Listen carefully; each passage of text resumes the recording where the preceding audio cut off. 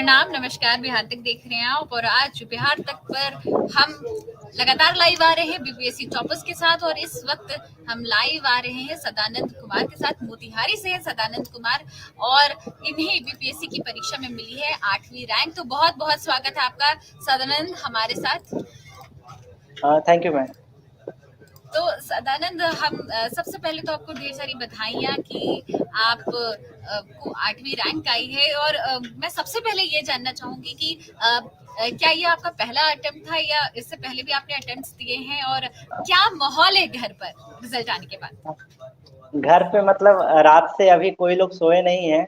जब से रिजल्ट आया तब से रात तक जगे ही हैं, नींद तक नहीं आ रही है। और प्रयास के बारे में जहाँ तक आपने पूछा, मैंने फर्स्ट अटेम्प्ट बस ऐसे ही दिया था, सीरियस नहीं था, मैंने पढ़ा नहीं था और ये दूसरा अटेम्प्ट था मेरा। सदानंद, मैं जानना चाहूंगी कि फिलहाल बीपीएससी में तो आप 8वीं रैंक ला चुके हैं, लेकिन आप फिलहाल करते क्या थे और आपके परिवार में कौन कौन लोग हैं? आपका जो ये पूरा बैकग्राउंड है वो कैसा रहा है? आपने क्या कुछ किया है? मैम, मेरे फैमिली में मेरे पापा मम्मी, दो छोटे भाई और एक बहन है, जिसमें पापा की डेथ हो गई पिछले साल मेंस से पहले। और उसके अलावा मेरी शादी हो चुकी है। तो मेरे वाइफ के फैमिली में पापा मम्मी और दो भाई हैं। और उसके अलावा जहाँ तक जर्नी की बात रही, मैंने शुरू से जो भी एजुकेशन लिया मैंने गांव से ही लिया है। और आईआईटी की मैंने प्रिपरेशन की, फिर आईआईटी निकाला। उसके बाद मैं आईआईटी कॉलेज आईआईटी गुवाहाटी गया और वहाँ पे फिर ग्रेजुएशन मैंने की 2017 में। फिर उसके बाद मैंने 1 साल के लिए यूपीएससी प्रिपरेशन किया, बट फाइनेंशियल प्रॉब्लम के कारण मैं उसको कंटिन्यू नहीं कर पाया। तो फिर मेरे को जॉब करनी पड़ी। और जो 2 साल 2.5 साल जॉब करने के बाद जब पैसे आ गए जो मेरे पढ़ाई के लिए सफिशिएंट है, तो फिर मैंने सिविल सर्विसेज की तैयारी शुरू कर दी। मैंने पिछले साल जॉब छोड़ दी थी। तो आपने ये तैयारी कैसे की? आपका रूटीन क्या रहता था जॉब के साथ साथ? आपने कैसे तैयारी आगे बढ़ाई? आपने कहा कि फिर बाद में जॉब जाके छोड़ी जब आपको लगा। जी। हाँ, तो ये हाँ। मुझे ये पूरे जो आपका ये सफर रहा है वो समझाइए। फर्स्ट ऑफ ऑल, जॉब में टाइम उतना नहीं मिल पाता था, तो मैं जॉब के साथ पढ़ाई नहीं कर पाया। बहुत मिनिमम पढ़ाई बोल सकते हैं, या फिर न के बराबर पढ़ाई था। मैंने अपना पढ़ाई मेनली जब जॉब छोड़ी, उसके बाद तो लॉकडाउन लग गया। मैंने दिसंबर 2019 में जॉब छोड़ी थी। और जनवरी जनवरी फरवरी मैंने घर पे रहा और फिर लॉकडाउन लग गया 2020 में। तो घर पे उतनी पढ़ाई नहीं हो पाती, रिस्पॉन्सिबिलिटी ज़्यादा थी। तो फिर मैं सितंबर में दिल्ली आ गया और यहाँ पे मैंने सेल्फ स्टडी किया। और दिसंबर में प्रीलिम्स था बीपीएससी का, तो मैं बीपीएससी सेंट्रिक होकर प्रीलिम्स की तैयारी की। और फिर प्रीलिम्स निकला। उसके बाद मेंस का एग्जाम जुलाई में पड़ा था, लेकिन उससे पहले मेरे पापा की डेथ मई में हो गई थी। तो वहाँ पे भी 2 महीने में डिस्टर्ब रहा। फिर भी मैंने मेंस दिया और फिर इंटरव्यू मैंने पिछले मंथ में दिया और यहाँ पे 8वीं रैंक हासिल की। अभी आप कहाँ हैं? क्या आप बिहार में हैं या दिल्ली में हैं? अभी मैं दिल्ली में हूँ। तो घर वाले तो आपका बेसब्री से इंतजार कर रहे होंगे, तो फिर क्या कैसे आप अपनी खुशी कंट्रोल कर पा रहे हैं? आपकी पत्नी है, उनके साथ भी आपको अपनी खुशी जो है शेयर करने का काफी मन कर रहा होगा, तो कैसे अपने आपको कंट्रोल कर रहे हैं और कब जाने का इरादा है घर? मैम, कल का मैंने टिकट बुक किया है, तो मैं कल घर निकलूंगा। और जो खुशी कंट्रोल करने की बात है, तो वीडियो कॉल पे अभी जो भी हो रहा है सब चीज़ वीडियो कॉल से ही चल रहा है। तो बस यहीं से काम चल रहे हैं, बहुत सारे फोन कॉल सब चीज़ आ रहे हैं। आयरनी की बात यह है कि जब आप प्रिपरेशन रहते हैं, आप बहुत सारे मुसीबतों में रहते हैं, तो कोई साथ नहीं देने आता। मुझे लेकिन लग रहा है कि आप भावुक हो रहे हैं। Sorry ma'am. नहीं नहीं, आप लेकिन शेयर कर जब सकते हैं। जब रिजल्ट आता है तो फिर इतने सारे कॉल्स आएंगे, सब कुछ आएंगे। ये तो इसमें थोड़ी सी प्रॉब्लम की बात है मेरे लिए। तो यही सारी मेरी जर्नी रही है। थोड़ा पेशेंस, परसिवरेंस, इन सब का हेल्प मिला। दोस्तों का बहुत सारा रोल था। डिप्रेशन में। अगर मेरी वाइफ और मेरे फ्रेंड नहीं रहते तो शायद मैं जीपीएससी या फिर सिविल सर्वेंट कभी नहीं बन पाता। समझ सकती हूँ कि आपका सफर जो रहा है काफी कठिन रहा है सदानंद, लेकिन हम सभी आपके साथ हैं और मैं समझ सकती हूँ आपने जितनी भी कठिनाइयाँ, जितनी भी आपको मुश्किलें आई, उन सबको आप उन बाधाओं को पार करके आप आज आए हैं। तो रोइए नहीं, आपके साथ आपका पूरा परिवार है और अब इस परिवार में आप ये समझ लीजिए जो भी आपको लाइव देख रहे हैं सब आपके साथ आपकी खुशियों में आज जुड़ चुके हैं। मैं वो चीज़ खुशी की बात तो होती है, लेकिन उससे पीछे कितना स्ट्रगल होता है किसी को नहीं पता होता है। मैंने पैसे नहीं होने के कारण सेल्फ स्टडी करके और छोटी-मोटी कोचिंग करके मैंने आईआईटी किया है। तो वहाँ से ही था कि मैं जब आईआईटी जैसे टफ एग्ज़ाम को खुद क्रैक कर सकता हूँ, तो फिर यूपीएससी या बीपीएससी भी मैं कर सकता हूँ। मेरे फ्रेंड्स ने, मेरी फैमिली ने हमेशा मेरा साथ दिया।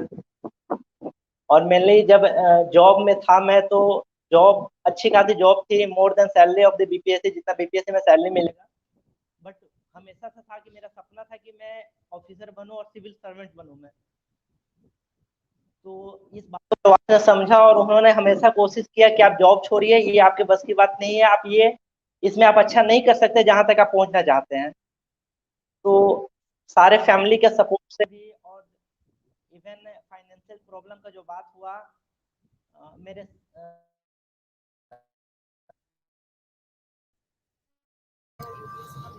जी, सदानंद हमारे साथ हैं। किसी तकनीकी खराबी की वजह से उनकी आवाज़ बीच में कट रही थी। सदानंद, क्या आप मुझे सुन पा रहे हैं? हाँ, आप बता रहे थे कि आपके पिताजी जी को मैम, जी मैम। हाँ, बताइए।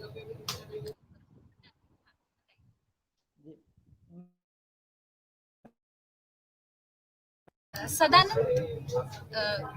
आप 1 सेकंड रुक जाइए, बीच में जो आपके फ़ोन पर फ़ोन आ रहे हैं। सॉरी मैम, हाँ, आपके थोड़ी सी जी कॉल आ रहे थे। मैं मैं मेरा समझ मैं सकती हूँ, लगातार लोगों का फ़ोन आ रहा होगा, आपको इकोनॉमिकली बताई देती है। जी मैम, लेकिन मैं काफ़ी इकोनॉमिकली वीक फैमिली से बिलोंग करता हूँ, जहाँ तक आप सोच नहीं सकते हैं। वहाँ पे मेरे पिताजी किसान हैं, उन्होंने खेती करके और सब चीज़ किया है। उनकी अगर ये बोले जाए तो वो इतने पैसे नहीं थे कि हम कोचिंग कर सके या कहीं कुछ कर सके, तो सब चीज़ मैंने सेल्फ स्टडी किया है।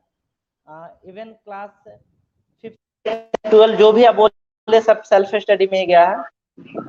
आईआईटी के समय में मैंने विजन क्लासेस ज्वाइन किया था, बट काफ़ी लेट हो चुका था वो, मैंने काफ़ी लेट ज्वाइन किया था, तो वहाँ से भी कुछ फायदा नहीं हुआ। जो भी किया मैंने सेल्फ स्टडी किया और इसमें मेरे फैमिली हमेशा सपोर्ट करते रहे।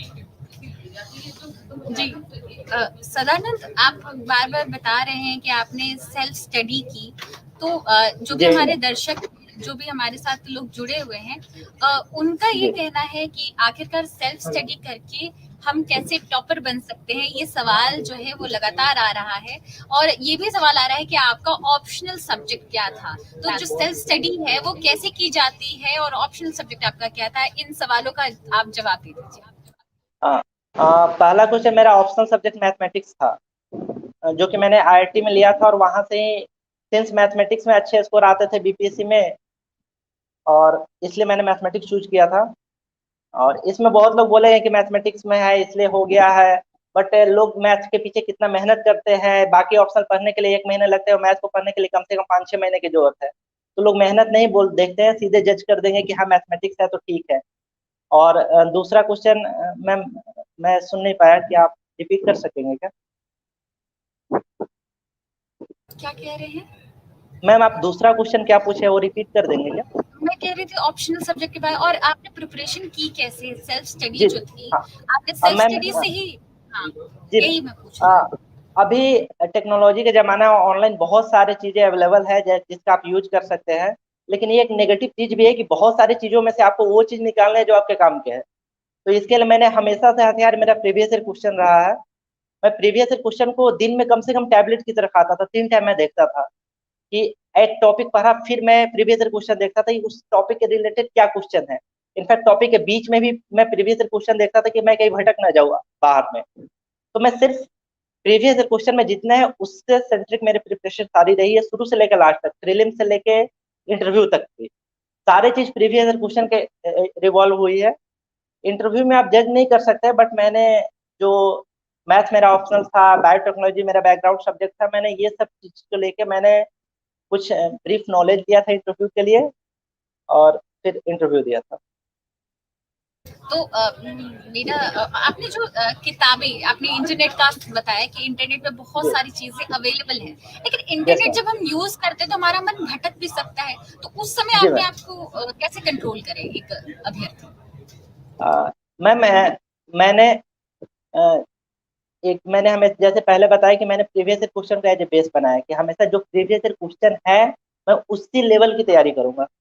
और उसके लिए अगर आप किताबें पूछेंगे तो मैं एकदम फिक्स सोच रखता था, उसको 25 बार पढ़ता था। मैंने ऐसे कुछ नहीं, 50 किताबें ऐसे कुछ नहीं पढ़ी है।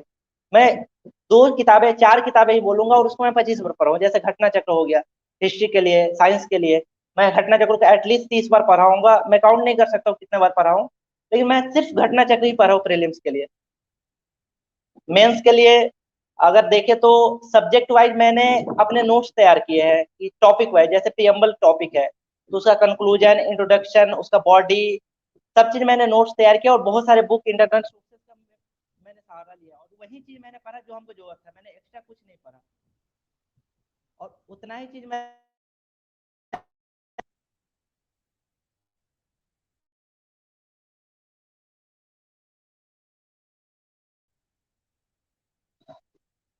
सॉरी। जी।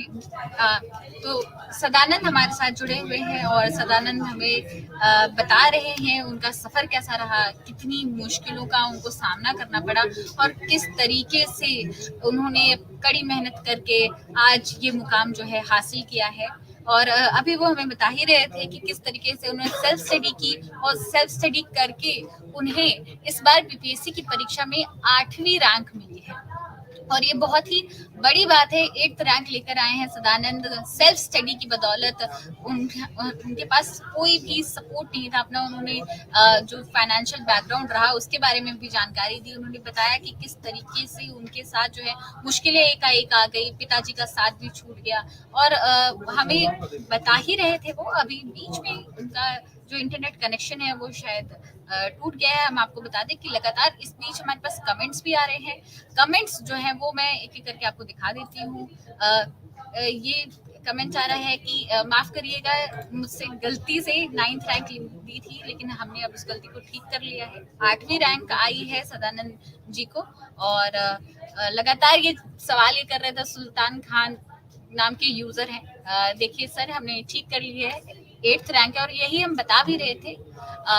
आपको हम बता दें कि कल जब ये रिजल्ट जारी हुआ है उसके बाद से ही लगातार बीपीएससी टॉपर्स के बारे में हम आपको बता रहे हैं। सदानंद जो है वो मोतिहारी से आते हैं, आईआईटी गुवाहाटी से इन्होंने आईआईटी की है और हम इनके बारे में आपको लगातार बताते हैं।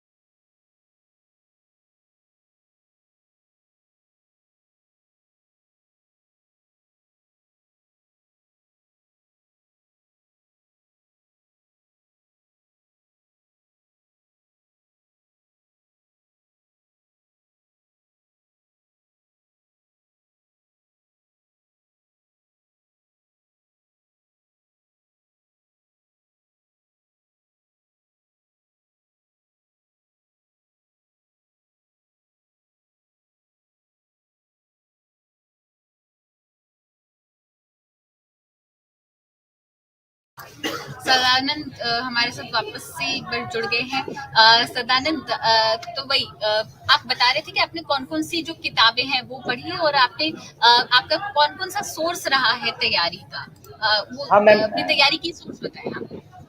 मैंने जहाँ तक अभी बताया कि मैंने प्रीलिम्स के लिए सिर्फ घटना चक्र पढ़ा था और वो बिहार का हो, साइंस का हो, हिस्ट्री का हो।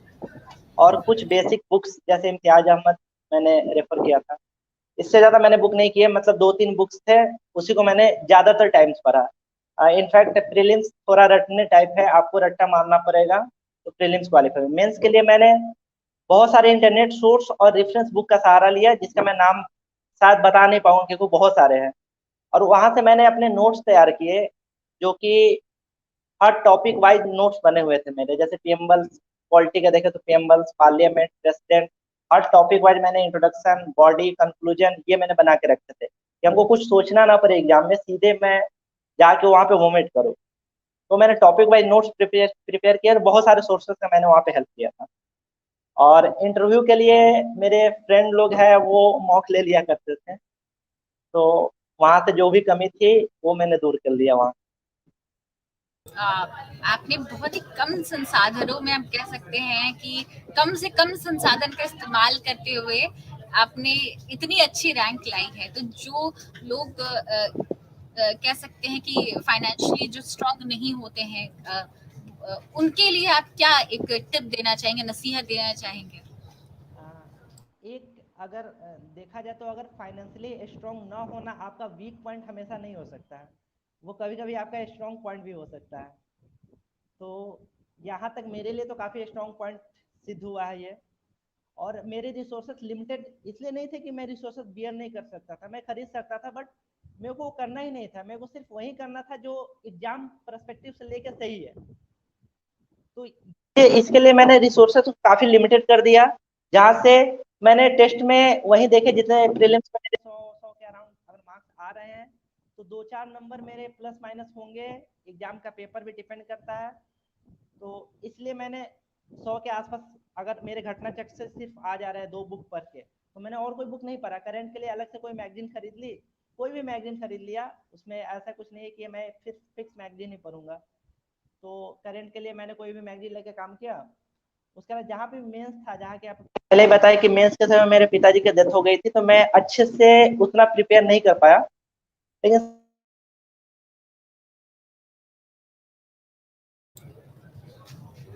सतानंद हमें बता रहे हैं कि उन्होंने कैसे कम और संसाधनों में तैयारी की है। जी सदानंद, क्या आप मुझे सुन जी पा रहे मैम। हैं? हाँ हाँ मैम। बताइए। और जीएस के लिए तो मैंने जैसे बताया कि मैंने सारे सोर्स का नोट्स खुद से किया, ऑनलाइन ज़्यादा सर्च किया, क्योंकि ऑनलाइन कुछ छोटे छोटे कोर्स जो होते हैं और कुछ डाटा होते हैं ना, एग्जाम में बहुत काम के आ जाते हैं। जैसे मैं एक एग्जांपल देना चाहूंगा, जैसे इस साल का एक मेंस का क्वेश्चन था डेमोग्राफिक डिविडेंड पे। शायद बहुत लोग पढ़े होंगे, लेकिन मैंने अपना इंट्रोडक्शन इस तरह शुरू किया कि according to United Nation World Population form, demographic dividend is defined as the economic growth potential. ये मतलब जो उनका डेफिनेशन था। तो अगर इसमें वेटेज देखा जाए तो एग्जामिनर के माइंड पे सीधा अटैक करेगा कि इन्होंने अपना रेफरेंस कुछ नहीं दिया है, कि अपना कुछ डेफिनेशन नहीं दिया। मैंने एक यूनाइटेड नेशन के ऑर्गेनाइजेशन, मैंने उनको सीधा कोट किया। और ये चीज गूगल करने से आएगा, किसी भी बुक में ये चीज हम सर्च नहीं कर सकते हैं। तो इसके लिए मैंने टॉपिक वाइज, और ये डेमोग्राफिक डिविडेंड मेरे दिमाग में कहाँ से आया कि मैं पहले से पढ़ के जाऊं, ये प्रीवियस ईयर में दिया हुआ है। तो मैंने थीम प्रीवियस ईयर से उठाया, उसको गूगल पे सर्च किया, मैंने उसके नोट्स बनाए। और ये सारे काम ऐसा नहीं कि मैं 6 महीने में कर, मेरे पास 20 दिन टाइम थे। जैसे मई में मेरे पिताजी का डेथ हो गया, तो मैं जून तक कुछ नहीं पढ़ पाया था।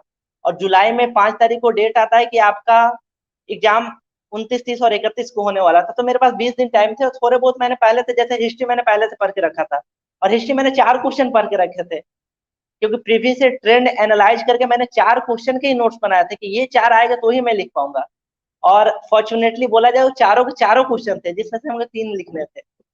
तो ये आप ट्रेंड एनालिसिस करके देख सकते हैं। इसके लिए आपको थोड़ा सा इंटेलिजेंट बनना पड़ेगा। आप अगर रट्टा मारने चले गए, तो फिर आपसे सिविल सर्विसेज तो नहीं होंगे, फिर आप बाकी एग्जाम के लिए देखिए आप। ये आपको इंटेलिजेंट गेस करना पड़ेगा। थोड़ा सा रिस्क भी लेना पड़ेगा कि मेरे पास अगर 20 दिन टाइम है, तो अगर मैं 20 दिन पूरा हिस्ट्री करता, तो हिस्ट्री में मैं हो सकता था 50-80 नंबर ले आता, लेकिन फिर बाकी सारे सब्जेक्ट खराब हो जाते। तो उसमें 20 दिन में 10 दिन मैंने ऑप्शनल को दिए रिवाइज करने के लिए, और 10 दिन में मैंने जीएस, अगर ये शायद जोक लग रहा होगा मैंने, लेकिन 10 दिन में मैंने किए। अगर बाकी के लिए अगर किसी को लगे कि हाँ 10 दिन में, बहुत लोग 1 महीने पहले सिलेंडर कर देते, हिम्मत हार जाते कि मेरे पास 1 महीने ही टाइम बचे हुए हैं, उनके लिए मैं एकदम बोलना चाहूंगा, आपके पास 1 महीने टाइम है, 20 दिन में करके दिखा सकता हूँ, आप 1 महीने में इजीली कर सकते हैं। बस हिम्मत होना चाहिए। हाँ, और अगर उस समय घंटे का देखा जाए तो मैं घंटा कभी नहीं देखता था। सुबह 6 बजे से रात के 12-1 पता नहीं कितना चलता था, मैं घंटा काउंट नहीं कर सकता था। एक मैंने टारगेट रखा था कि हर रोज इन 20 दिनों मेरे को ये काम करना है, और वो मैं टारगेट जब तक पूरा नहीं होता था तब तक वो मैं करते रहता था। उसके लिए 2 बजे 3 बजे फर्क नहीं पड़ता था, और नींद भी गायब थी ऐसे भी कि हर चीज मेरा दांव पे लगा हुआ था। हर चीज सिलेंडर में कर चुका था। मैंने जॉब छोड़ी थी, उतना बड़ा रिस्क लिया था, पैसे नहीं थे। इन सब के बावजूद भी तो फिर नींद अगर आपको आ रही है तो फिर टेंशन नहीं है आपको। तो उस समय हर चीज गायब थी, और हर चीज इनफैक्ट एक हास्यप्रद स्टोरी है इसी मेंस का। मैं मेंस जाने से पहले मैं सोच रहा था मैं जाऊं देने या फिर अगले वाले के लिए अच्छे से तैयारी करूं। तो मेरे कुछ फ्रेंड थे, उन्होंने एकदम गाली दिया, गाली।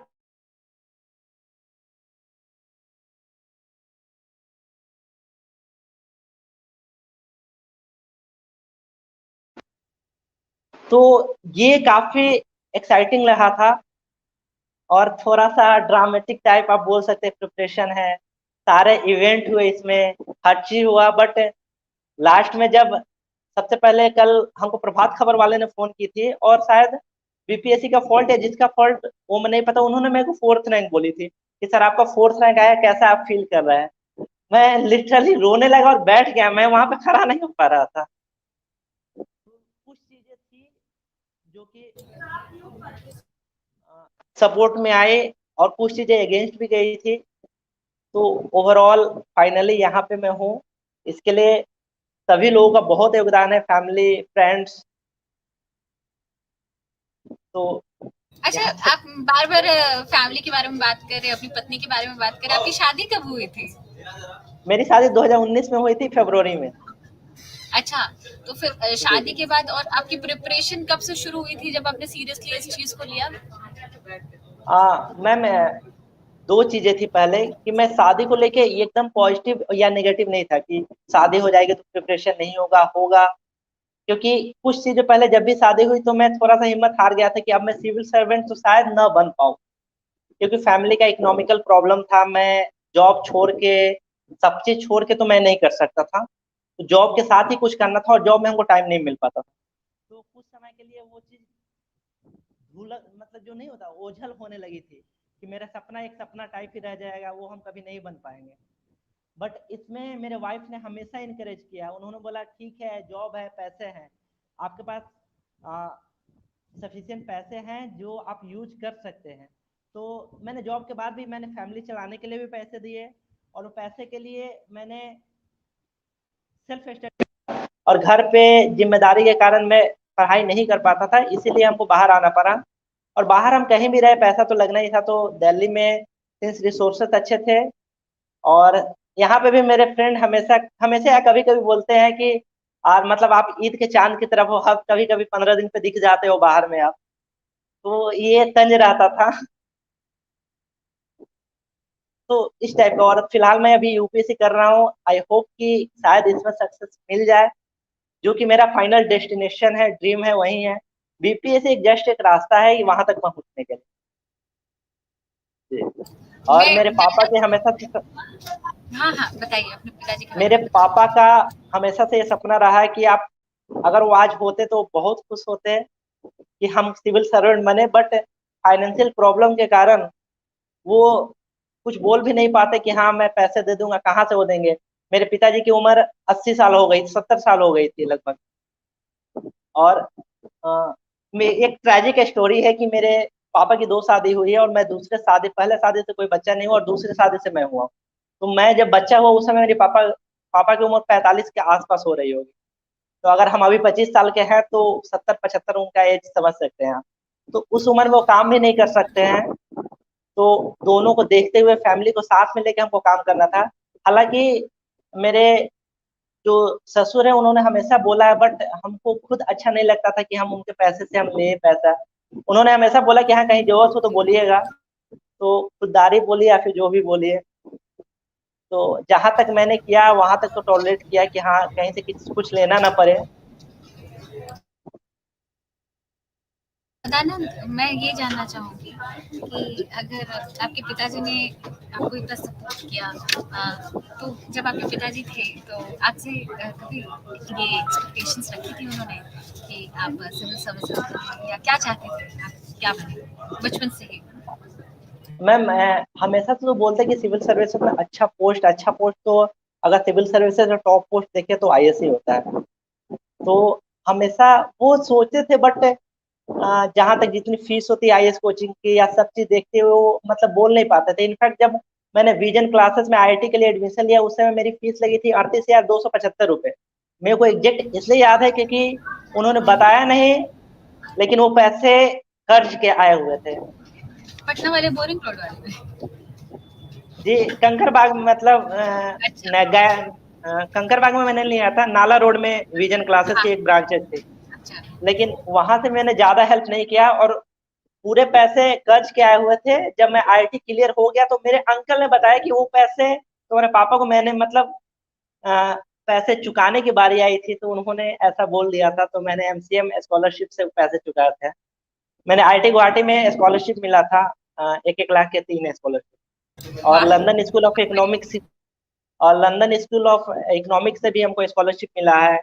और बहुत सारे स्कॉलरशिप मिले हैं जो कि इस कंडीशन में काफी हेल्पफुल साबित हुए थे। तो कुछ चीजें हैं जो हर चीज, अभी बहुत सारी स्टोरी है, ये सिर्फ हाईलाइट टाइप है। ऐसी बहुत सारी स्टोरी है जो मैं शेयर नहीं कर सकता हूँ। और आप, बहुत लोग बोलते हैं कि हमारा इकोनॉमिक कंडीशन वीक है, सोशल प्रेशर है। 3 साल शादी को हो गए, मतलब लोगों का इतना सोशल प्रेशर, बच्चा नहीं हो रहा है, क्या प्रॉब्लम है। यहाँ तक बहुत सारे लोग बहुत अभद्र चीज भी बोल देते हैं, लेकिन हमेशा तो टारगेट रहा है कि जब तक मेरा कुछ होगा नहीं हम उसके बारे में सोचेंगे नहीं। तो ये चीजें हमने हमेशा फिक्स करके रखा कि ये मेरा फाइनल इरादा टाइप है मेरा। तो यहाँ पे एटलीस्ट कुछ सक्सेस तो मिली, कुछ सक्सेस नहीं, मेरे लिए तो बहुत बड़ी सक्सेस है, इतना कम भी नहीं है। हाँ, मैं हमेशा कोशिश करूंगा कि मैं आईएएस तक जाऊं जो कि सिविल सर्विसेज सबसे टॉप पोस्ट है। और उस तैयारी में कहाँ तक मैं सक्सेसफुल होता हूँ ये तो समय ही बताएगा। अच्छा, आज आपके पिताजी आपके साथ नहीं है, लेकिन कहीं ना कहीं वो आपके साथ भी है, तो मिस तो बहुत कर रहे होंगे अपने पिताजी को आप? जी जी, मैं हमेशा पिताजी को मिस कर रहा हूँ। और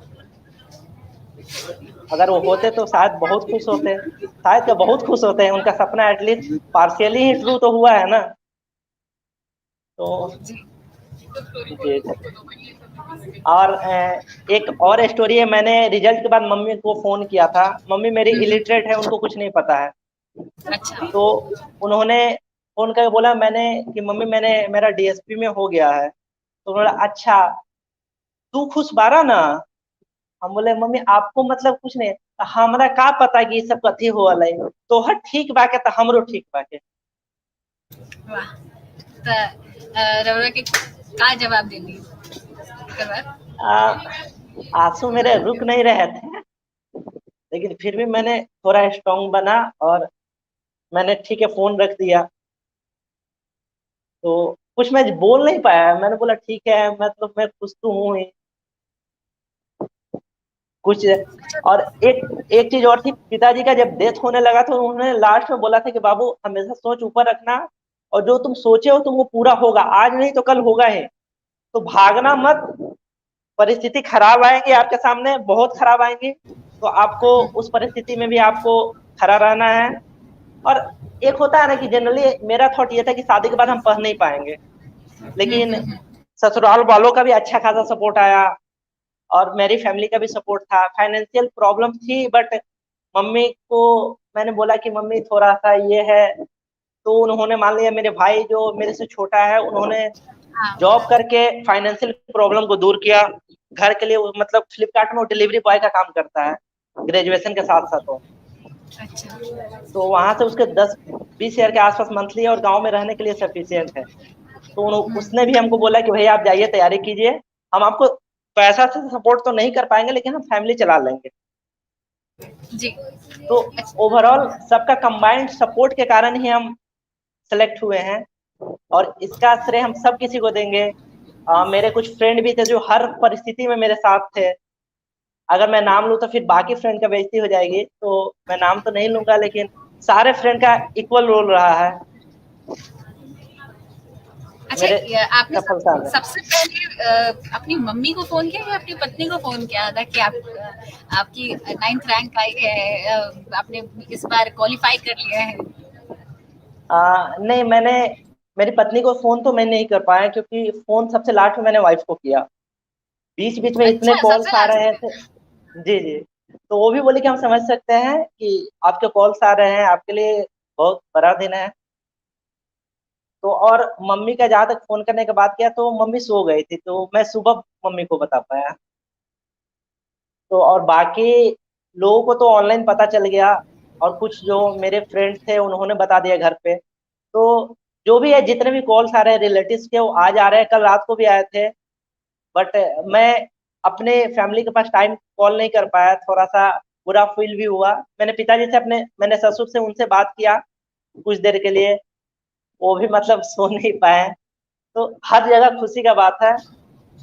अच्छा। अच्छा, ये बताइए कि नॉर्मली ये सवाल जो बीपीएससी यूपीएससी की परीक्षा पास करते हैं टॉपर्स, उनसे पूछा जाता है कि क्या आप दहेज लेंगे या नहीं लेंगे? तो अब मेरा सवाल ये है, आपकी तो शादी ऑलरेडी हो चुकी है, तो इस जो चीज है इस पे आप क्या कहेंगे?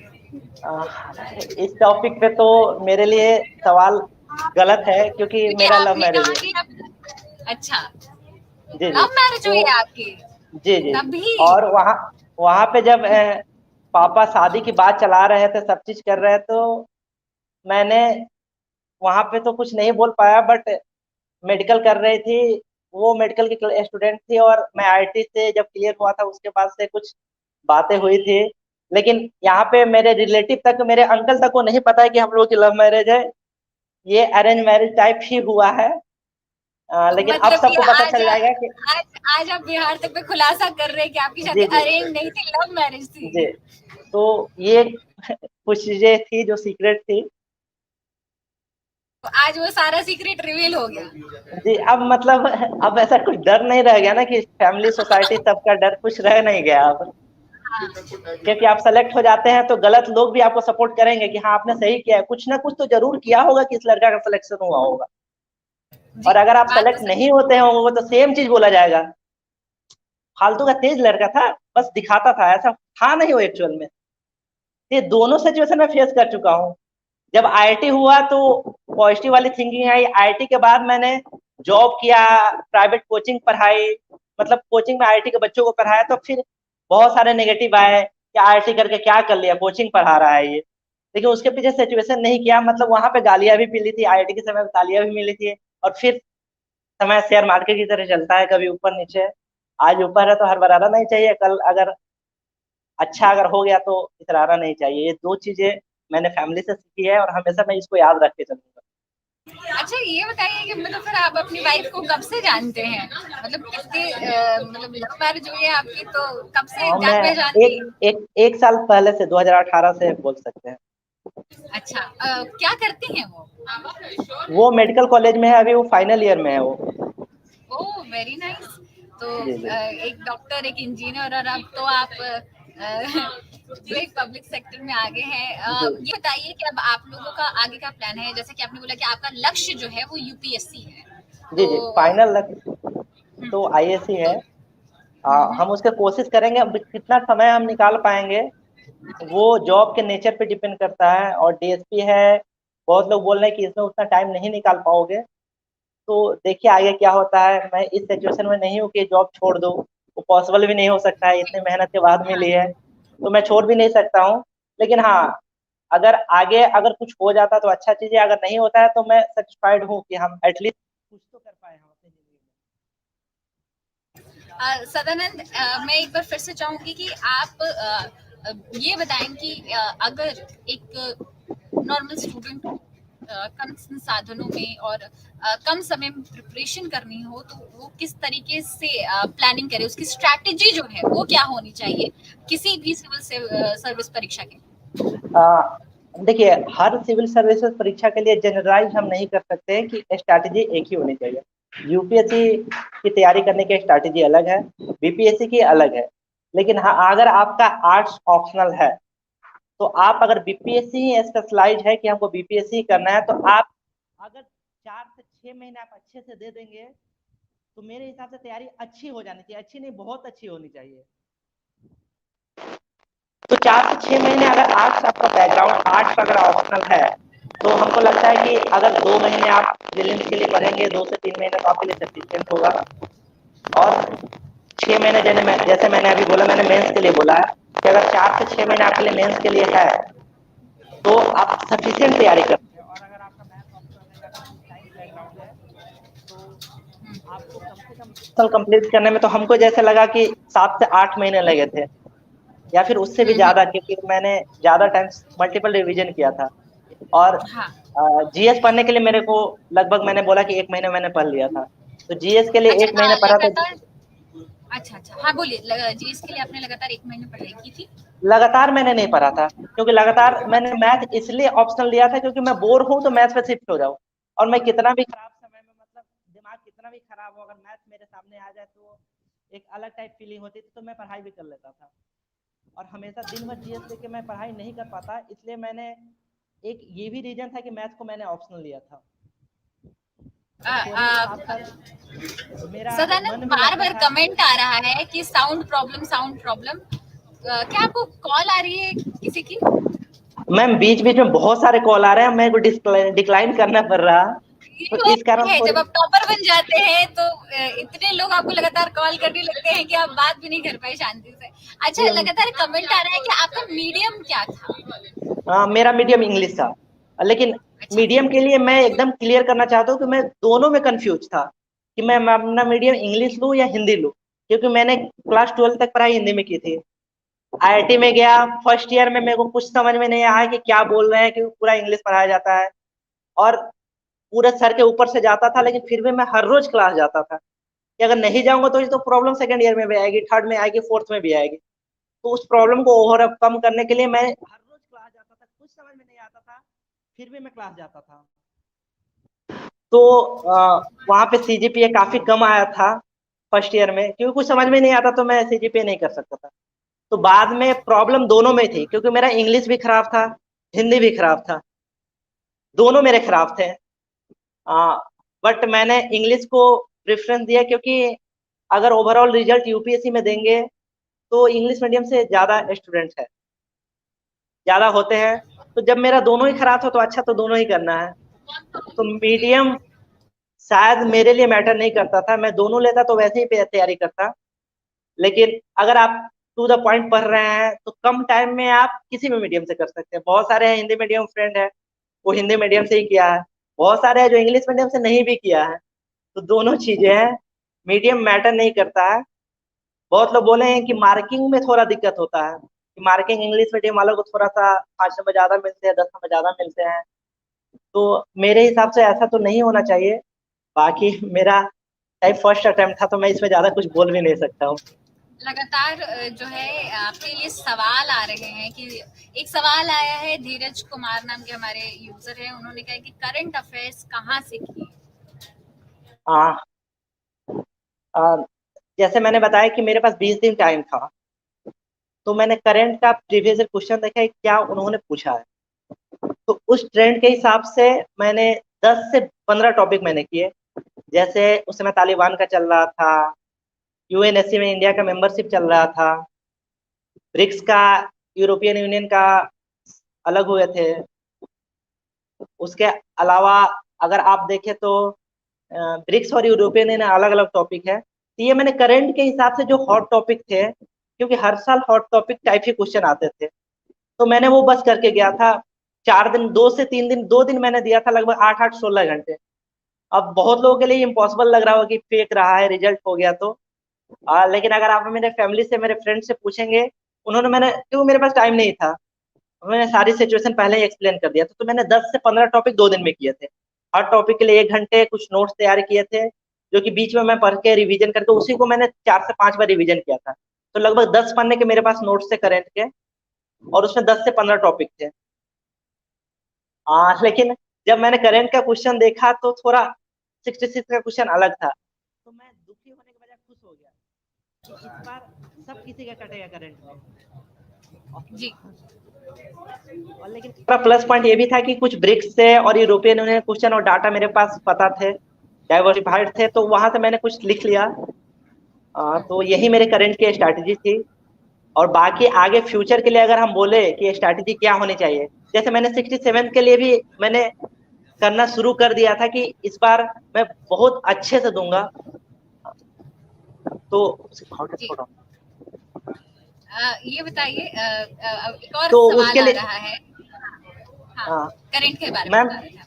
मैम 1 मिनट के लिए मैं समय लेना चाहूंगा क्योंकि मेरा ठीक है, डाटा खत्म हो गया है। तो अच्छा अच्छा, रखिए, जी कोई जी, बात तो नहीं, मैं कोई हॉट बात नहीं। हॉट स्पॉट से कनेक्ट कर रहा हूँ, तो बस 10 सेकंड ठीक के लिए आप लाइन पर रह लीजिए। ठीक है। तो सदानंद जो है वो हमारे साथ जुड़े हुए हैं। मैं आपको बता दूं कि सदानंद मोतिहारी से आते हैं, बिहार के, और सदानंद को इस बार बीपीएससी की परीक्षा में 8वीं रैंक मिली है। हमसे बातचीत करते हुए सदानंद भावुक भी हुए। कई बार उन्होंने अपने परिवार का जो रिएक्शन रहा वो बताया। उन्होंने बताया कि कितनी मुश्किल हालातों से गुजरते हुए उन्होंने ये जो सफलता है वो हासिल की है। उन्होंने हमें बताया कि किस तरीके से उन्होंने मेहनत की, किस तरीके से कितनी मेहनत से उन्होंने ये जो सपना था उनके पिताजी का उसको पूरा किया है। और हमारे साथ वो जुड़े हुए हैं। थोड़ी ही देर में एक बार फिर से वो हमारे साथ जुड़ेंगे, और सब कुछ जो है लगातार वो आपके सवालों का जवाब भी दे रहे हैं। लगातार कमेंट्स आ रहे हैं कि ऑप्शनल क्या था। तो मैं आपको बता दूं कि सदानंद का जो ऑप्शनल पेपर था वो मैथमेटिक्स था, और ये वो इसलिए कह रहे हैं कि उन्होंने जानबूझकर लिया था मैथमेटिक्स ऑप्शन, बिकॉज उनका कहना था कि वो ये सोचते हैं कि जब वो तैयारी करते रहेंगे आर्ट्स पढ़ते पढ़ते बीच में कभी बोर हो जाए तो मैथ्स जो है वो पढ़कर उसको सॉल्व करके उनका दिमाग जो था वो फ्रेश हो जाता था। इसीलिए उन्होंने maths as a optional subject लिया था। एक और सवाल आ रहा है कि सदानंद का मीडियम क्या था। तो मैं आपको बता दूं कि सदानंद ने इंग्लिश मीडियम में ये परीक्षा जो थी वो दी थी, और ये आसान नहीं था। वो कंफ्यूज थे कि वो हिंदी से जो है तैयारी करें या फिर इंग्लिश से। हमारे साथ सदानंद एक बार फिर से जुड़ गए हैं। सदानंद, अब सब चीज ठीक है तो हम फिर से अपनी बातचीत जो वो शुरू करें। मैं आपको बता दूं कि आपके लिए और भी सवाल आ रहे हैं। एक बीएस विक्रांत है, इनका सवाल है कि मीन्स राइटिंग प्रैक्टिस जो है वो कैसे करें। ये चीज मैंने कुछ दिन किया था, मतलब लगभग मैंने 10 आंसर लिखे होंगे। 10 ही आंसर लिखे हैं, लेकिन मैंने उसको थोड़ा अच्छे से लिखा है उसके लिए मैंने। और 10 आंसर मैंने प्रीवियस ईयर क्वेश्चन के सिर्फ लिखे हैं। किसी भी मॉक का और कोचिंग का फालतू का मैंने उठा के नहीं बैठा। प्रीवियस ईयर क्वेश्चन लिया और उसके मैंने आंसर तैयार किया।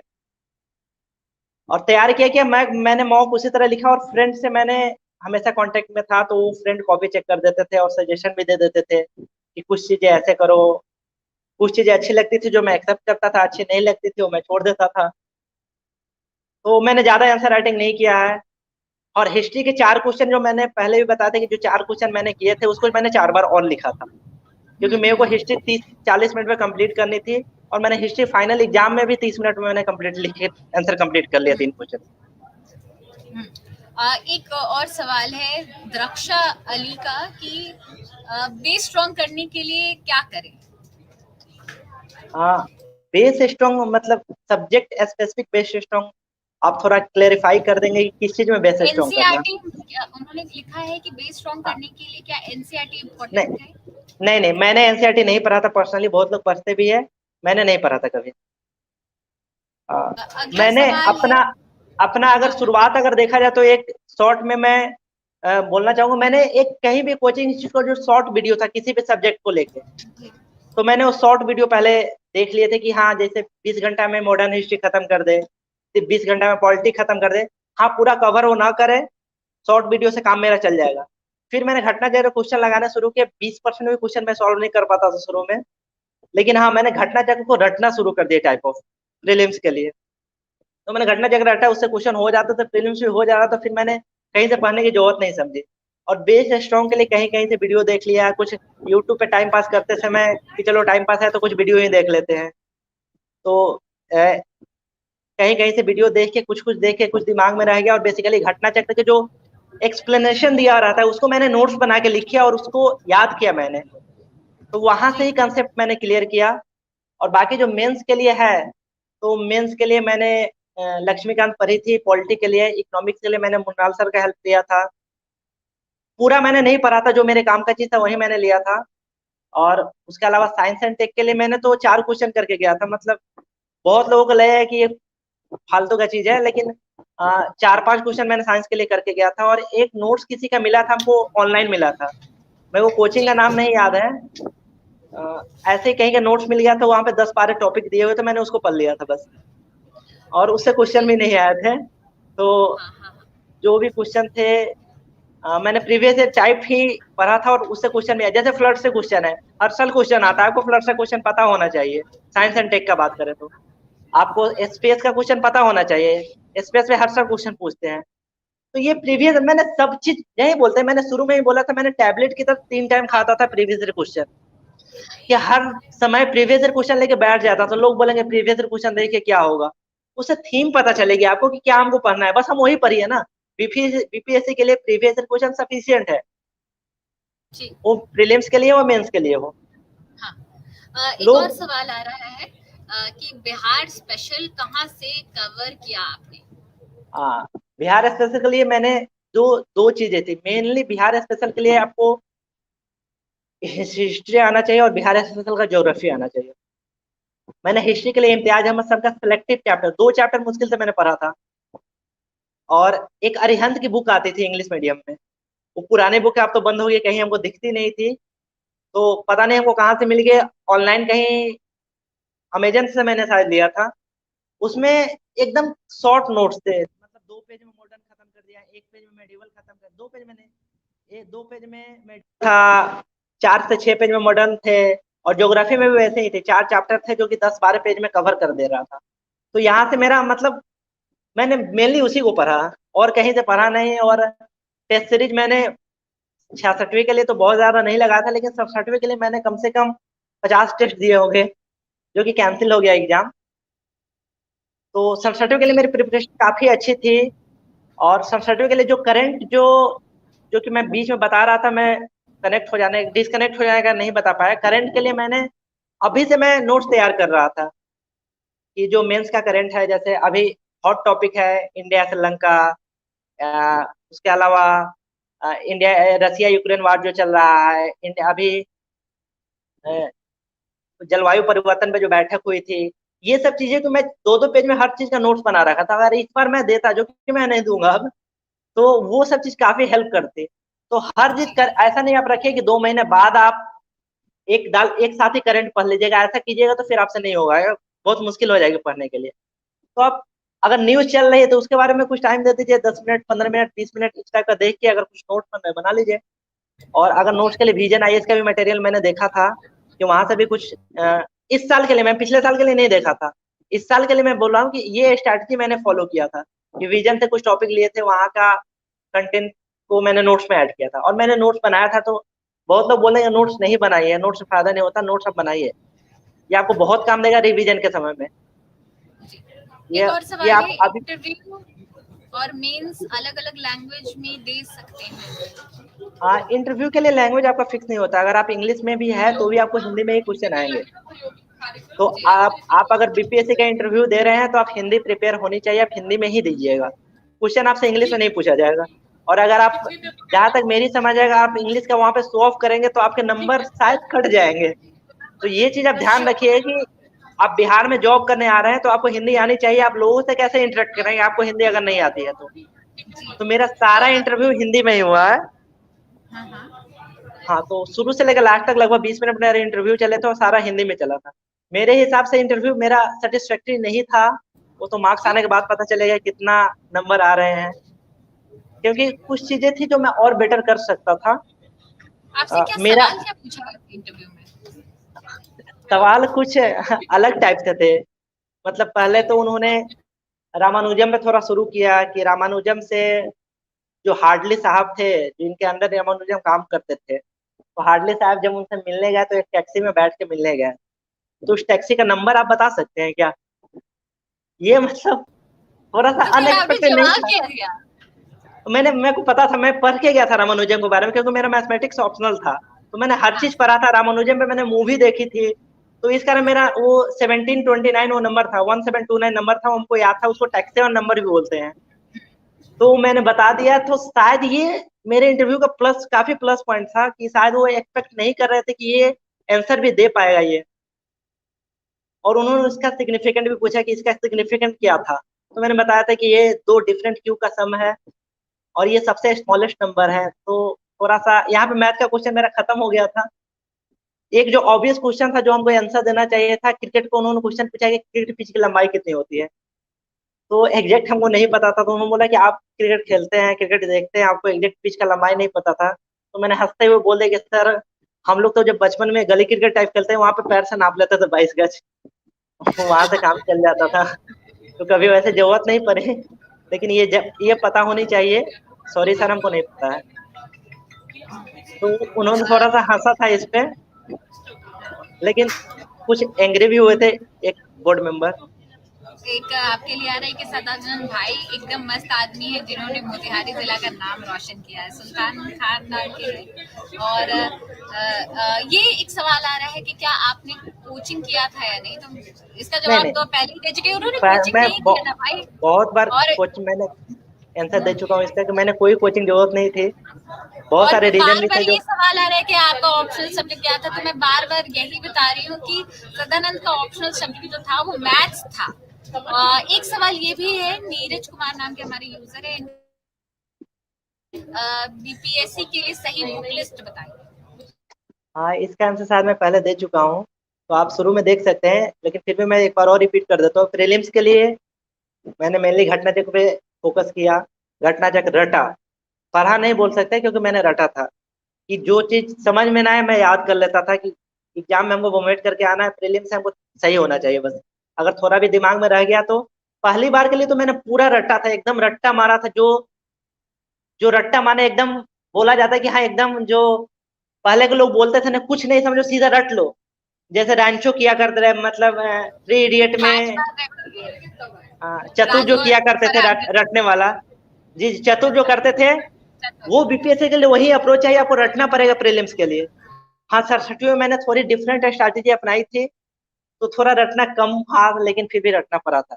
तो आप घटना अच्छा, चक्र रटिए, प्रीलिम्स के लिए आपको रटना पड़ेगा, उसके अलावा कोई ऑप्शन नहीं है। आप 108 नंबर कट ऑफ जा रहा है, आप कैसे कट ऑफ क्वालिफाई कर पाएंगे अगर 150 में 108 नहीं आएगा? तो आप अगर ये समझेंगे समझ के मैं डालूंगा यार बिरसा मुंडा कब अरेस्ट हुआ था, इसका डेट आपको नहीं पता, आप क्या समझेंगे उसमें? आपको रटना पड़ेगा उसमें। तो आप पेपर को, ट्रेंड को समझिए और रटिए, जहां पे रटना है वहां पे रटिए, जहां पे समझना है वहां पे समझिए। और दिव्या अभी एक क्वेश्चन कुमारी मैं नाम देख की पा रहा हूँ, यूजर है। साइंस के लिए हाँ भी कुछ ये सब, क्वेश्चन आ रहे हैं। हाँ, तो कि क्या सवाल साइंस है। के लिए मैंने साइंस के लिए तो फुल्ली घटना चक्र रटा था, उसके अलावा कुछ नहीं। सेकेंड अटेम्प्ट में भी मैंने घटना चक्र ही याद किया था। हाँ, लेकिन इसमें एक प्लस पॉइंट मेरे साथ ये था कि मैंने साइंस बैकग्राउंड से, तो मेरे को समझ में आ जाती थी। तो रटने के साथ साइंस में समझना जरूरी है, तो जो साइंस बैकग्राउंड से नहीं है उन एनसीईआरटी को फोकस एक बार देख सकते हैं कि एटलीस्ट बेसिक समझ में है, क्योंकि साइंस आप रट नहीं सकते हैं। मैंने रटा इसलिए बोल रहा हूँ क्योंकि मेरे को समझ में जब आ जाती थी तो रटना इजी हो जाता था। और तो आप थोड़ा एनसीईआरटी देख सकते हैं साइंस के लिए, या फिर क्राउन की एक जनरल नॉलेज की बुक आती थी, मैंने बाद में पढ़ा था तो मैं रेफर नहीं करूंगा, लेकिन कुछ कंसेप्ट वहां से भी क्लियर हो सकते थे। लूसेंट में सजेस्ट नहीं करूंगा कि वो एकदम रटने वाला है। जनरल नॉलेज जो क्राउन की उसमें थोड़ा समझाने वाला, लेकिन अब मैं बोलूंगा कि आप एनसीईआरटी थोड़ा आप देख ले साइंस के लिए, क्योंकि साइंस का वेटेज भी काफी ज्यादा है। और ये बिहार के लिए सवाल इम्तियाज भी अहमद बार मैंने बार थोड़े आता पढ़े है, थे। जी जी। और बार बार ये जहाँ सवाल आता है। जहाँ तक मेंस के लिए थी, मैंने फिर पहले भी बता दिया था, मैंने टॉपिक वाइज नोट्स बनाए थे और हर टॉपिक में मेरे पास नोट्स थे। और दूसरी चीज, इंटरव्यू के लिए तो मैंने मॉक दिया था। और कुछ लोगों का मैथमेटिक्स ऑप्शनल को लेके भी तैयारी है। क्वेश्चन है कि आपने ऑप्शनल कैसे किया? तो देखिए, मैंने ऑप्शनल के लिए आईएमएस के नोट्स पे मैंने डिपेंड किया था शुरू में, कि आईएमएस का नोट्स मैं एक बार पढ़ जाऊं कम से कम, ठीक, वहां से कुछ बेसिक चीजें हो वो छूट जाए। लेकिन उसमें भी दिक्कत था, आप ये नहीं आईएमएस का नोट्स पढ़ने जाएंगे उसमें बहुत सारे टाइम लगेंगे। तो मैंने अभी बोला ना, 3 time tablet previous year question, मैं प्रीवियस ईयर क्वेश्चन देखता था लीनियर अलजेब्रा के, बस इस टॉपिक से क्वेश्चन आया था मैं वही पढ़ता था, उसके अलावा मैंने टॉपिक छुआ तक नहीं है। इस चक्कर में गॉसियन जॉर्डन मेथड जो सिलेबस में भी बीपीएससी के नहीं है, लेकिन बीपीएससी ने क्वेश्चन पूछ दिया था इस बार, तो मैं नहीं कर पाया मैं। क्योंकि मैंने पढ़ा नहीं, तो मैं वही पढ़ा था जो प्रीवियस ईयर क्वेश्चन था। बेसिकली मैंने प्रीवियस ईयर क्वेश्चन में जो टॉपिक थे, मैंने प्रीवियस ईयर क्वेश्चन सॉल्व नहीं किए थे, उसके रिलेटेड जो टॉपिक थे वो पढ़े। उसके अलावा कुछ नहीं किया था मैंने मैथ के लिए, और वो करने में हमको 3-4 महीने टाइम लग गया था। पहले पढ़े थे, बाद में तो 1 महीने में ही रिविजन किया था। तो वहां से मैथ के लिए ये चीज मैंने किया था। और यूपीएससी के लिए तो अभी तो मैं हर चीज को सिस्टमेटिक ढंग से खत्म कर रहा हूँ। कुछ चीज खत्म किए हैं मैंने, लेकिन पिछले 1 से 1.5 महीने में कुछ नहीं पढ़ पाया हूँ। थोड़ा टेंशन था कि अगर ये नहीं होता तो सब्सिडी तो प्रीलिम्स भी नहीं होगी, और यूपीएससी में प्रिडिक्शन नहीं है, प्रेडिक्टिबिलिटी नहीं है, तो अब अगले 3 साल तक मैं क्लियर ही नहीं कर सकता था कि मैं फिर से प्रिपरेशन में रहूं। तो आप कुछ लक बोल सकते हैं या फिर कुछ बोलिए, बस हो गया। तो ये टेंशन में पिछले 1 महीने में कुछ पढ़ाई नहीं हुई है। तो होता है, टेंशन होता है, सब चीज होता है, बट फाइनली जो चीज था वो सही से आ गया सामने। तो इसके लिए ये एक बहुत खुशी सवाल है। है कि घटना चक्र सब्जेक्ट वाइज लिए थे क्या? हाँ, घटना चक्र मैंने सब्जेक्ट वाइज लिए थे। मेरे पास सारे बुक भी पढ़े होंगे। तो मेनली मैंने लेकिन फोकस सिर्फ हिस्ट्री पे किया था। तो मैं हिस्ट्री में वो भी वही ना बोले, previous year question is the most important thing in this preparation. आप मैंने सबसे पहले आपको मैं एग्जाम्पल, वहाँ पे हिस्ट्री का थोड़ा कैसे होगा, घटना चक्र दीजिएगा, वो एक अच्छा एग्जाम्पल होगा। उसमें होगा वहाँ उस पे ऊपर ही होगा शायद। हाँ, यहाँ पे है। देखिए, मैंने हिंदी में यहाँ पे लिया था, तो आपको अगर किसी को देखना है तो देख सकता है। मैंने हिंदी इंग्लिश में मेरा फर्क नहीं पर समझ में आ रहा था, तो मैंने हिंदी में लिया था। और अगर आप इधर से देखेंगे साइड से, शायद आपको दिखाई नहीं देगा, लेकिन कहीं कहीं आपको डार्क स्पॉट दिखेगा और कहीं कहीं व्हाइट दिखेगा। वो डार्क जो भी है वो मॉडर्न हिस्ट्री है, और जो व्हाइट है वो मेडिवल हिस्ट्री है। और जो लास्ट में जो व्हाइट छूटा हुआ है मॉडर्न का पार्ट है, जिसमें पत्र पत्रिकाएं हैं। अगर आप घटना चक्र देखेंगे तो सोलली मेरा पूरा का पूरा फोकस रहा है प्रीवियस क्वेश्चन में क्या क्वेश्चन पूछे हैं। जो डार्क वाले क्वेश्चन है, ऑब्वियसली मैं उसको बहुत ज्यादा रिपीट किया हूँ, क्योंकि उससे ज्यादा क्वेश्चन आते हैं। तो मैं मेडिवल नहीं पढ़ के गया था, हिस्ट्री में मेडिवल छोड़ के गया था। तो ये चीज आपको प्रीवियस क्वेश्चन ही दिखाएगी, सब चीज रास्ता। तो आप प्रीवियस ईयर क्वेश्चन देखिए, रटिए। ये सिर्फ नहीं है कि प्रीवियस ईयर क्वेश्चन आप रट के चले जाइएगा तो वही क्वेश्चन आपको आ जाएगा। हाँ, ये चीज मतलब नहीं इससे होने आपको वाली है। आइडिया लग जाएगा, एक हाँ, कह सकते कि हैं, आप प्रीवियस ईयर गेस कर क्वेश्चन से पाएंगे ये, कि हाँ क्या आ सकता है। जी जी, ये टॉपिक आते हैं, ये टॉपिक मेरे स्ट्रांग होने चाहिए। जैसे 1857 के बाद और 1947 के पहले का ये टॉपिक सुपर स्ट्रांग होने चाहिए, क्योंकि मोस्ट ऑफ द मॉडर्न के क्वेश्चन यहीं से आते हैं। और जो मेरे बुक में मैंने जैसे अभी दिखाया, शायद आपने देखा, यहाँ पे जो डार्क वाला क्वेश्चन है 1857 से 1947 तक की है। और मैं इसके लिए मैंने स्पेक्ट्रम भी पढ़ा था, लेकिन स्पेक्ट्रम मैंने सेकंड रिवीजन के टाइम में पढ़ा था, पहले मैंने नहीं पढ़ा था। मेन ऑब्जेक्टिव था कि मेरा एटलीस्ट मोर और मोर क्वेश्चन कवर हो।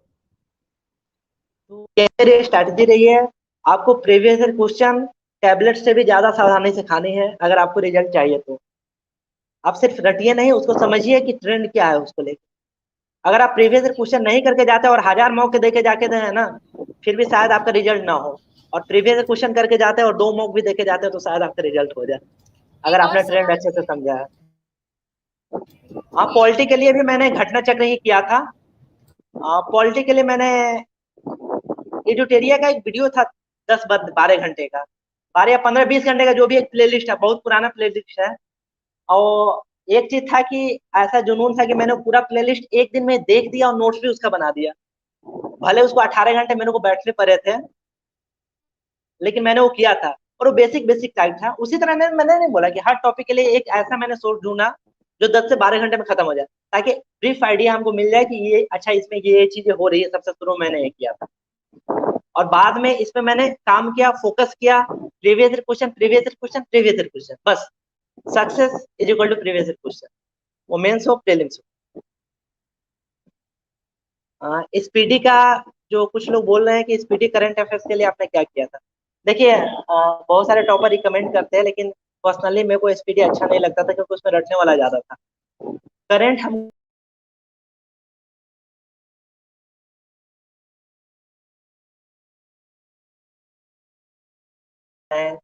बेसिक एक, क्या आप मेरी आवाज सुन पा रहे हैं? मैम आप सुन पा रहे हैं क्या? हाँ जी, जी। बताइए। तो मैं स्पीडी स्पीडी का के बारे में, कुछ बता रहे हैं। जी जी, तो स्पीडी में बहुत छोटे-छोटे चीज़ें भी दे दी जाती थी, लेकिन आप से कोई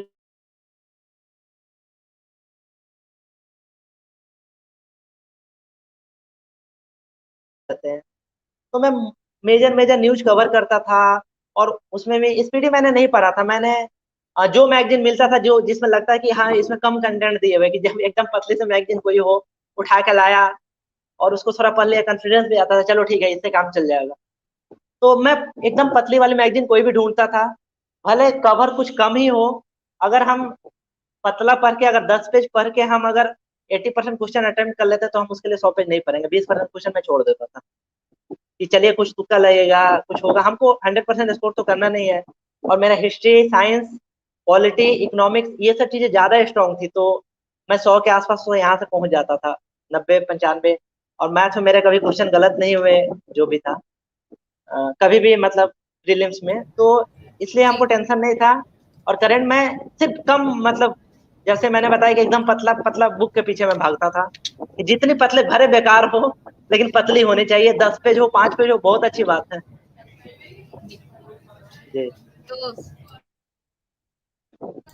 अच्छा लगा आपसे बात करके सदानंद, आपने इतना समय दिया हमें, इतना कुछ शेयर किया आपके साथ, जो भी जीवन में कह सकते हैं एक बुरा वक्त आया था, लेकिन अब मुझे लगता है इस रिजल्ट के बाद वो बुरा वक्त जो है वो छट चुका है और अब आपके जीवन में खुशियां ही खुशियां आने वाली हैं। और एक बार ढेर सारी आपको फिर से बधाई हमारे सभी दर्शकों की ओर से भी।